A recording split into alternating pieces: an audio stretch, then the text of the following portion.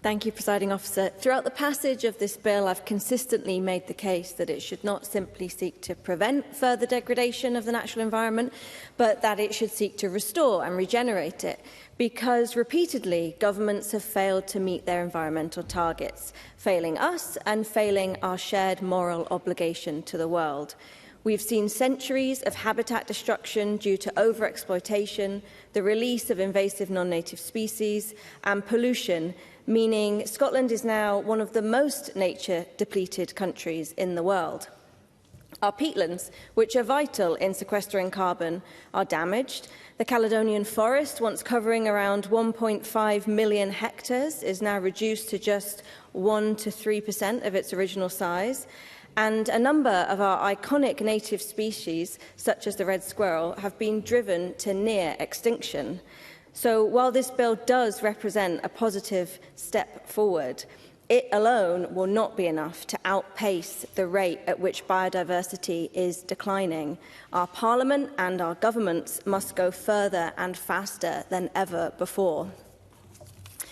And while I am delighted to see strong steps forward in this bill, I am disappointed that areas of amendment that I'd understood the Cabinet Secretary for Climate Action would work with me on did not come to fruition.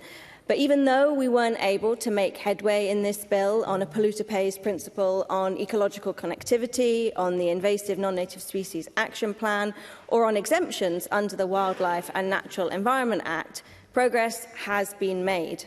We've worked constructively to pass an amendment to ensure the vital role of ESS currently plays in upholding environmental law remains independent from government and business, and I do welcome that. But it's not enough.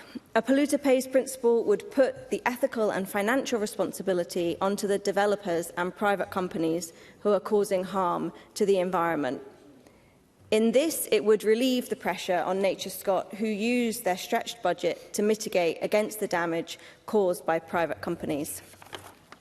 I'm pleased that more progress has been made on forestry, and I thank Ms Goujon for working on Amendment 40 with me. Passing this and giving the UK forestry standard a statutory footing is a huge step in the right direction. It outlines responsible forestry standards to help forests become resilient to environmental degradation.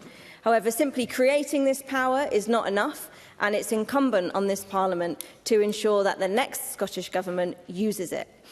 I'm deeply disappointed we don't have further protections relating to invasive non-native species, particularly with regards to Sitka spruce, because the issue of seed rain is far more relevant in Scotland than it is across the UK, so future legislation on this topic must address this head on. Presiding Officer, it's my hope that the next Parliament will address some of the issues I've outlined today, as they are not going to go away. And the longer we wait to take decisive and ambitious action, the more costly and complex the necessary action will be. But action we must take.